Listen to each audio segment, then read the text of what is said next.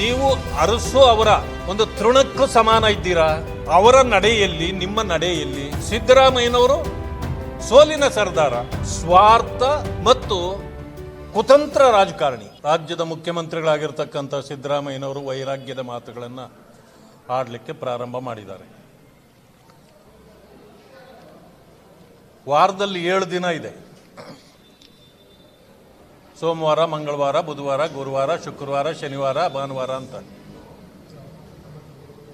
ನೀವು 7 ದಿನ ಪತ್ರಿಕೆಗಳನ್ನು ನೋಡಿದರೆ 7 ದಿನವೂ 7 ರೀತಿಯ ಮಾತುಗಳನ್ನು ಆಡ್ತಾರೆ ಅವರು. ಯಾವತ್ತೂ ಕೂಡ ಒಂದೇ ರೀತಿಯ ಮಾತುಗಳನ್ನು ಆಡೋದಿಲ್ಲ. ಅರಸು ಅವರ ಅಧಿಕಾರ ಅವಧಿಯನ್ನು ಸರಿಗಟ್ಟಿದ್ದೇನೆ ಅಂತಕ್ಕಂಥ ಒಂದು ದೊಡ್ಡ ಸ್ಲೋಗನ್ನು ಇತ್ತೀಚೆಗೆ ಅವರಿಂದ ಬರ್ತಾ ಇದೆ. ಮಾನ್ಯ ಸಿದ್ದರಾಮಯ್ಯನವರೇ, ನೀವು ಅರಸು ಅವರ ಒಂದು ತೃಣಕ್ಕೂ ಸಮಾನ ಇದ್ದೀರಾ. ಅವರ ನಡೆಯಲ್ಲಿ ನಿಮ್ಮ ನಡೆಯಲ್ಲಿ ನಾವು ಮಾತಾಡುವಾಗ ಹೇಳ್ತೇವೆ ಅಜ ಗಜ ಅಂತ. ಅಜಗಜಾಂತರಗಳನ್ನು ನೀವು ಗಜಕ್ಕೆ ಅಜ ಹೋಗಿ ಗಜಕ್ಕೆ ಹೋಲಿಸತಕ್ಕಂಥದ್ದೇ ಅಲ್ಲ. ಎಲ್ಲಕ್ಕಿಂತ ಮಿಗಿಲಾಗಿ ಅರಸೂರವರು ಸೋಲಿಲ್ಲದ ಸರದಾರ ಅಂತ ಒಂದು ಹೆಸರು ಪಡೆದಿದ್ರು. ಸಿದ್ದರಾಮಯ್ಯನವರು ಸೋಲಿನ ಸರ್ದಾರ, ಹಲವು ಬಾರಿ ಸೋತಿದ್ದಾರೆ. ಮುಖ್ಯಮಂತ್ರಿ ಆಗಿರ್ತಕ್ಕಂಥ ಸಂದರ್ಭದಲ್ಲೇ ಅವರ ಸ್ವಂತ ಕ್ಷೇತ್ರದಲ್ಲಿ ಜನ ಅವರನ್ನು ಹಿಗ್ಗಾಮುಗ್ಗ ಸೋಲಿಸಿರ್ತಕ್ಕಂಥದ್ದು ಇವತ್ತು ಎಲ್ಲರ ಕಣ್ಣು ರಾಚುವಂತೆ ಕಾಣುತ್ತೆ. ಅರಸೂರವರು ಸಾಮಾಜಿಕ ಕ್ರಾಂತಿಯ ಹರಿಕಾರ, ಸಾಮಾಜಿಕ ಕ್ರಾಂತಿಯ ಹರಿಕಾರ. ಸಿದ್ದರಾಮಯ್ಯನವರು, ಮಾನ್ಯ ಸಿದ್ದರಾಮಯ್ಯನವರು ಸ್ವಾರ್ಥ ಮತ್ತು ಕುತಂತ್ರ ರಾಜಕಾರಣಿ. ಯಾರ್ಯಾರನ್ನ ಯಾವ ರೀತಿಯಲ್ಲಿ ಮುಗಿಸಿದ್ರು ಅಂತ ಅವರ ಜೊತೆಯಲ್ಲಿದ್ದವರನ್ನ ಕೇಳಿದ್ರೆ ಹೇಳ್ತಾರೆ. ಮಾನ್ಯ ಬಂಗಾರಪ್ಪನವರು ಒಂದು ಮಾತು ಹೇಳ್ತಿದ್ರು, ಈ ಸ್ಕಾರ್ಪಿಯನ್ ಅಂತಂದ್ರೆ ಚೇಳು ಎಂಥದ್ದು ಅಂದರೆ, ಮಕ್ಕಳಿಗೆ ಜನ್ಮ ಕೊಟ್ಟ ನಂತರ ಆ ಮಕ್ಕಳು ಆ ತಾಯಿಯನ್ನೇ ಆಹುತಿ ಪಡೆದು ಬಿಡ್ತದಂತೆ. ಅಂದರೆ ಚೇಳು ಮರಿ ಹಾಕಿದ ತಕ್ಷಣ ತಾಯಿ ತೀರ್ಕೊಂಡು ಹೋಗ್ಬಿಡ್ತದಂತೆ. ಹಾಗೆ ಚೇಳಿನ ರೀತಿ ಮಾನ್ಯ ಸಿದ್ದರಾಮಯ್ಯನವರು ಯಾರು ಅವರಿಗೆ ಜನ್ಮ ಕೊಟ್ಟರೋ ಅವರೆಲ್ಲರನ್ನೂ ಆಹುತಿ ತಗೊಂಡಿದ್ದಾರೆ. ಕಾಂಗ್ರೆಸ್ಸಿಗೆ ಅವರು ಬರಲಿಕ್ಕೆ ಕಾರಣ ಯಾರು ಅಂತಂದರೆ ಮಾನ್ಯ ಎಚ್ ವಿಶ್ವನಾಥ್ ಅವರು, ಮಾನ್ಯ ಎಂ ರೇವಣ್ಣ ಅವರು ಅಂಥವರು. ಅವರ ಪರಿಸ್ಥಿತಿಗಳೇನಾಗಿದೆ ಇವತ್ತು ನೀವೇ ನೋಡ್ತಾ ಇದ್ದೀರಿ. ಅವರನ್ನೇ ಆಹುತಿ ತಗೊಂಡವರು ಇವರು. ಮಾನ್ಯ ಅರಸೂರವರು ಇವತ್ತು ದಿವಂಗತರು. ಎಷ್ಟು ಜನರನ್ನು ಅವರು ಬೆಳೆಸಿದ್ದಾರೆ ಅಂತಂದರೆ, ಆ ಪಕ್ಷದಲ್ಲಿದ್ದಾಗ ಮಾನ್ಯ ಖರ್ಗೆ ಅವರು ಇರ್ಬೋದು, ಮಲ್ಲಿಕಾರ್ಜುನ್ ಖರ್ಗೆ ಅವರು, ಧರ್ಮಸಿಂಗ್ ಅವರು ಇರ್ಬೋದು, ಆಗಿನ ಕಾಲದಲ್ಲಿ ಬಸವಲಿಂಗಪ್ಪನವರು ಇರ್ಬೋದು, KH ರಂಗನಾಥರವರು ಇರ್ಬೋದು, ಅನೇಕರನ್ನ, ಶ್ರೀನಿವಾಸ್ ಪ್ರಸಾದ್ ಅವರು, ಇವತ್ತು ಅನೇಕರು ನಮ್ಮ ಮಧ್ಯದಲ್ಲಿ ಇಲ್ಲದೆ ಇದ್ದರೂ ಕೂಡ ಅನೇಕರ ಒಂದು ದಂಡನ್ನೇ, ಒಂದು ಹಿಂಡನ್ನೇ ಬೆಳೆಸಿದವರು ಅವರು. ಇವರು ಯಾರನ್ನು ಬೆಳೆಸಿದ್ದಾರೆ? ಇವರು ಒಬ್ಬರನ್ನೂ ಬೆಳೆಸಿಲ್ಲ. ಇವತ್ತು ಅವರು ಯಾವ ರೀತಿ ಅಂತಂದರೆ, ಶ್ರಮದಿಂದ ಇವತ್ತು ಮುಖ್ಯಮಂತ್ರಿ ಆಗಲೇ ಇಲ್ಲ. ಅವರು ಕಾಂಗ್ರೆಸ್ಸು ಹಲವರು ಸೇರಿ ಕಟ್ಟಿದ್ದ ಮನೆಯಲ್ಲಿ, ಹೇಳ್ತಾರಲ್ಲ ಹಳ್ಳಿ ಕಡೆ, ಹುಳ ಹುತ್ತ ಕಟ್ಟಿತ್ತು, ಸರ್ಪ ವಾಸ ಮಾಡಿತ್ತು ಅಂತ. ಹಾಗೆ ಇವರು ಕಾಂಗ್ರೆಸ್ನ ಒಳಗಡೆ ಬಂದು ಸರ್ಪದಂತೆ ವಾಸ ಮಾಡಿ ಈಗಲೂ ಕೂಡ ಎಲ್ಲರನ್ನೂ ಭಯಭೀತಿ ಪಡಿಸ್ತಕ್ಕಂಥ ಸರ್ಪದ ಕೆಲಸ ಮಾಡ್ತಿದ್ದಾರೆ ಹೊರತು ಇವರು ಕಾಂಗ್ರೆಸ್ ಕಟ್ಟಿದವರು ಅಲ್ಲ, ಏನೂ ಅಲ್ಲ. ಒಳ್ಳೆಯ ವಿಷಯವನ್ನೇ ಮಾನ್ಯ ಮಹದೇವಪ್ಪನವರು HC ಮಹದೇವಪ್ಪನವರು ಇವತ್ತು ಹೇಳಿದ್ದಾರೆ, ನಾನು ಪತ್ರಿಕೆಗಳಲ್ಲಿ ನೋಡಿದೆ, ಸಿದ್ದರಾಮಯ್ಯ ಇಲ್ಲ ಅಂತಂದರೆ ಕಾಂಗ್ರೆಸ್ಸೂ ಇಲ್ಲ, ಈ ಸರ್ಕಾರವೂ ಇಲ್ಲ ಅಂತ. ಅಂದಮೇಲೆ ನಿಜವಾದ ಕಾಂಗ್ರೆಸ್ಸಿಗೆ ನಾಚಿಕೆ ಆಗಿಲ್ವಾ? ಅಥವಾ ಅವ್ರಿಗೆ ನಾಚಿಕೆ ಬರಲಿ ಅಂತ ಮಾತಾಡ್ತಾ ಇವರು? ಅಂದರೆ ಸಿದ್ದರಾಮಯ್ಯ ಅಂದರೆ ಕಾಂಗ್ರೆಸ್, ಸಿದ್ದರಾಮಯ್ಯ ಇಲ್ಲ ಅಂದರೆ ಕಾಂಗ್ರೆಸ್ ಇಲ್ಲ ಅಂತಕ್ಕಂಥದ್ದನ್ನು ಬಹಳ ಸ್ಪಷ್ಟವಾಗಿ ಹೇಳಿದ್ದಾರೆ. ಆ ಕಾರಣದಿಂದ ಮಾನ್ಯ ಮುಖ್ಯಮಂತ್ರಿಗಳಾಗಿರ್ತಕ್ಕಂಥ ಸಿದ್ದರಾಮಯ್ಯನವರು ಯಾವುದೇ ಕಾರಣಕ್ಕೂ ಯಾವುದೇ ಹಂತದಲ್ಲೂ ಅವರು ಅರಸೂರವರಿಗೆ ಸಮನಾದ ವ್ಯಕ್ತಿಯೇ ಅಲ್ಲ, ವ್ಯಕ್ತಿತ್ವವೂ ಇಲ್ಲ.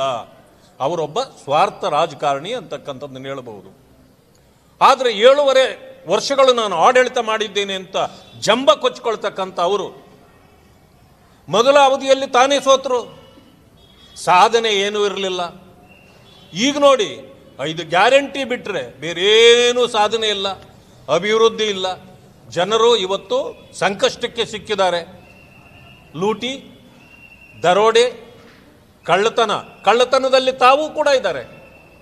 ಅವರೇ ಸೈಟ್ಗಳನ್ನು 14 ಸೈಟ್ಗಳನ್ನು ಕದ್ದು ವಾಪಸ್ ಕೊಟ್ಟು ನಾನು ಅಪರಾಧಿ ಅಲ್ಲ, ನೋಡಿ ಎಷ್ಟು ಚೆನ್ನಾಗಿದೆ ಇದು, ಈ ರೀತಿ ಹೇಳ್ತಕ್ಕಂಥದ್ದು. ಆಮೇಲೆ ಅತ್ಯಾಚಾರಗಳು, ಕೊಲೆಗಳು, ಎಷ್ಟು ಇವರು ಸರಣಿ ಅಪವಾದಗಳು ಇವತ್ತು ಅವರ ಮೇಲೆ ಇಟ್ಕೊಂಡಿದ್ದಾರೆ. ಇವರು ಇನ್ನೂ ಒಂದು ವಿಶೇಷವಾದ ಮಾತು, ನುಡಿದಂತೆ ನಡೆದಿದ್ದೇನೆ, ನುಡಿದಂತೆ ನಡೆದಿದ್ದೆ. ಮಾನ್ಯ DK ಶಿವಕುಮಾರ್ ಅವರು ಇವತ್ತೇ ಹೇಳಿದ್ದಾರೆ, ನುಡಿದಂತೆ ನಡೆದವನು ಮಾತ್ರ ನಾಯಕ. ಅಂದರೆ ಯಾರಿಗೆ ಹೇಳಿದ್ದವರು? ನೀವು ನುಡಿದಂತೆ ನಡೀತಿಲ್ಲ ಅಂತಕ್ಕಂಥ ಮಾತನ್ನು ನಿಮ್ಮ ಪಕ್ಷದವರೇ ಹೇಳಿದ್ದಾರೆ. ಅನೇಕರಿಗೆ ಸದ್ಯ ಕಾಂಗ್ರೆಸ್ಸಲ್ಲಿರ್ತಕ್ಕಂಥ ಅನೇಕ ಮುಖಂಡರುಗಳಿಗೆ ಸದ್ಯ ಯಾವತ್ತು ತೊಲಗುತ್ತಾರೋ, ಸಿದ್ದರಾಮಯ್ಯ ತೊಲಗಿದರೆ ಸಾಕು ಅನ್ನೋ ಪರಿಸ್ಥಿತಿಯಲ್ಲಿ ಅವರ ಪಕ್ಷದವರೇ ಇದ್ದಾರೆ ಅಂತಕ್ಕಂಥದ್ದು ಈಗ ಅರ್ಥ ಆಗ್ತಾ ಇದೆ. ಕೇಳೋದು ಉಂಟಾ? ಬಳ್ಳಾರಿ ವಿಚಾರ, ಜನಾರ್ದನ್ ರೆಡ್ಡಿ ಅವರ ಮನೆ ಮೇಲೆ ಒಬ್ಬ ವ್ಯಕ್ತಿ, ಅದು DK ಶಿವಕುಮಾರ್ ನಿನ್ನೆ ಹೋದ ಬಳಿಕ ವಿಡಿಯೋ ರಿಲೀಸ್ ಮಾಡಿದ್ದಾರೆ. ಮನೆ ಮೇಲೂ ಒಬ್ಬ ನಿಂತಿದ್ದ, ಅವನ ಕಡೆಯಿಂದ ಗುಂಡು ಬಂದಿದೆ ಅನ್ನೋಂಥ ಆರೋಪ ಮಾಡ್ತಾರೆ. ಬಹುಶಃ ಅವರು ಇಲ್ಲಿಂದ ಹೋಗುವಾಗಲೇ ಎಲ್ಲ ಏನೇನು ಹೇಳಬೇಕು ಅಂತೇಳಿ ಸಿದ್ಧ ಮಾಡ್ಕೊಂಡೇ ಹೋಗಿದ್ರು ಅಂತ ನನಗನ್ಸುತ್ತೆ. ಕಾಮಾಲೆ ಕಣ್ಣಿನಿಂದ ಈ ವಿಚಾರವನ್ನು ನೋಡಬಾರ್ದು. ನಾವಲ್ಲಿ ಹೋದ ದಿನಾನೇ ಜನಾರ್ದನ್ ರೆಡ್ಡಿಯವರೇ ಹೇಳಿದರು, ಅಲ್ಲಿ ಫೋಟೋಗ್ರಾಫರ್ ಒಬ್ಬ ಇದ್ದ, ಫೋಟೋ ತೆಗಿತಾ ಇದ್ದ ನಮ್ಮದು. ಆವತ್ತೇ ಹೇಳಿದರು, ನೋಡಿ ಇವನು ಅವರೆಲ್ಲ ಗಲಭೆ ಮಾಡ್ತಿರ್ಬೇಕಾದ್ರೆ ಮನೆ ಮೇಲೆ ನಿಂತು ಫೋಟೋ ತೆಗಿತಿದ್ದ. ಆ ಗನ್ಮ್ಯಾನ್ಗಳು ಅವನನ್ನು ಟಾರ್ಗೆಟ್ ಮಾಡಿ ಅಲ್ಲಿಂದ ಅವನನ್ನು ಶೂಟ್ ಮಾಡಲಿಕ್ಕೆ ನೋಡಿದರು. ಅದಾದ ಗೊತ್ತಾಗಿದ್ದ ತಕ್ಷಣವೇ ಅವನು ಇಳಿದು ಓಡಿ ಬಂದ್ಬಿಟ್ಟ ಅಂತೇಳಿ ಅವತ್ತೇ ಹೇಳಿದರು. ಆ ಫೋಟೋ ತೆಗೀಲಿಕ್ಕೆ ಮನೆ ಮೇಲೆ ಹತ್ತಿದ್ದವನ್ನ ಇವರು ಗುಂಡು ಹಾಕಿದ್ದಾನೆ ಅಂತೇಳಿ. ಆಯಿತು, ನಿಮಗೆ ವಿಡಿಯೋ ಇದ್ದರೆ ಅದರಲ್ಲಿ ಚೆಕ್ ಮಾಡಿ ನೋಡಿ. ಗುಂಡು ಗನ್ಮ್ಯಾನು ಕಾಂಗ್ರೆಸ್ನವನು, ಗನ್ನು ಕಾಂಗ್ರೆಸ್ಸಿಂದು, ಗುಂಡು ಕಾಂಗ್ರೆಸ್ಸಿಂದು, ಗುಂಡು ಹೊಡೆದವನು ಕಾಂಗ್ರೆಸ್ನವನು, ಸತ್ತವನು ಕಾಂಗ್ರೆಸ್ನವನು. ಆದರೆ FIRಗಳು ಮಾತ್ರ ಆಗಿರೋದು BJPಯವರ ಮೇಲೆ. ಅಂದರೆ ಯಾವ ರೀತಿ ದಾರಿ ತಪ್ಪಿಸ್ತಕ್ಕಂಥ ಕೆಲಸವನ್ನು ಮಾಡಿದ್ದಾರೆ. ಮಾನ್ಯ ಶಾಸಕರಾಗಿರ್ತಕ್ಕಂಥ ಭರತ್ ರೆಡ್ಡಿಯವರು ಬೀದಿಯಲ್ಲಿ ನಿಂತು ಹೇಳಿದ್ದಾರೆ, 5 ನಿಮಿಷ ಸಾಕು ಇವ್ರ ಮನೆಯೆಲ್ಲ ಸುಟ್ಟಾಕಲಿಕ್ಕೆ, ನನಗೆ ಬೆಂಕಿ ಹಾಕಿಬಿಡ್ತೇನೆ ಅಂತ. ಇವನನ್ನು ಒಂದು ದಿವಸ ನಾನು ಬಿಡೋದೇ ಇಲ್ಲ, ಇವನನ್ನು ಒಂದಲ್ಲ ಒಂದು ದಿವಸ ಮುಗಿಸ್ತೀನಿ ಅಂತಕ್ಕಂಥ ಮಾತನ್ನೂ ಹೇಳಿದ್ದಾರೆ. ಇಂಥ ಒಬ್ಬ ವ್ಯಕ್ತಿ ಶಾಸಕನಾಗಲಿಕ್ಕೆ ಯೋಗ್ಯನೇ ಅಲ್ಲ, ಅವರು ಗೋಂಡ ಆಗಲಿಕ್ಕೆ ಮಾತ್ರ ಯೋಗ್ಯ. ಅದನ್ನು ನಾವು ಹಲವು ಸಾರಿ ಹೇಳಿದ್ದೇವೆ. ಆದ್ದರಿಂದ ಮಾನ್ಯ DCM ಅವರು, ಉಪಮುಖ್ಯಮಂತ್ರಿಗಳು ಇದನ್ನು ದಾರಿ ತಪ್ಪಿಸ್ತಕ್ಕಂಥ ಕೆಲಸವನ್ನು ಅವರು ಮಾಡಬಾರ್ದು. ಯಾಕೆಂತಂತಂದರೆ ನೀವು ಮೊದಲ ದಿವಸವೇ ಹೇಳಿಕೆ ಕೊಟ್ಟಾಗಲೇ ಜನ ಆಕ್ರೋಶಗೊಂಡರು. ಯಾಕೆ ಅಂತಂದರೆ ಅವರ ರಕ್ಷಣೆಗಾಗಿ ಅವರು ಗುಂಡು ಹಾರಿಸಿದ್ದಾರೆ ಅಂತ ಹೇಳಿದ್ರಿ. ಗುಂಡು ಹಾರಿಸಿದ್ಯಾರ ಮೇಲೆ? ನಿಮ್ಮದೇ ಕಾರ್ಯಕರ್ತರ ಮೇಲೆ.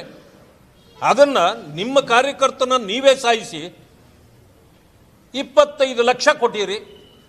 ಮಾನ್ಯ ಜಮೀರ್ ಅಹಮದ್ ರವರನ್ನ ಕೇಳಲಿಕ್ಕೆ ಬಯಸ್ತೇನೆ, ನೀವು 25 ಲಕ್ಷ ಹಣ ತೆಗೆದುಕೊಂಡೋಗಿ ಕೊಟ್ರಲ್ಲ, ಯಾವ ಅಕೌಂಟಿಂದ ಡ್ರಾ ಮಾಡಿದ್ರಿ? ಅದು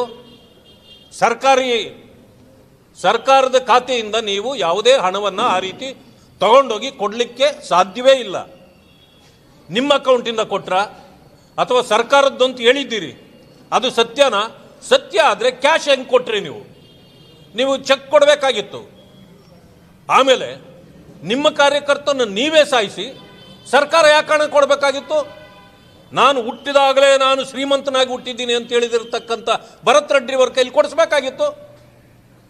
ಅದನ್ನು ಯಾಕೆ ಇವ್ರ ಕೈಲಿ ಕೊಡಿ?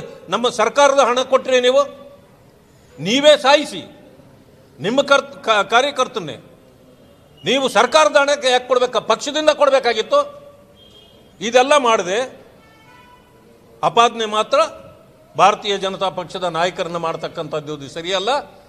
ನಿಮ್ಮ ಈ ಗೂಂಡಾ ವರ್ತನೆಯನ್ನು ಭಾರತೀಯ ಜನತಾ ಪಕ್ಷ ಸಹಿಸಿಕೊಳ್ಳೋದಿಲ್ಲ.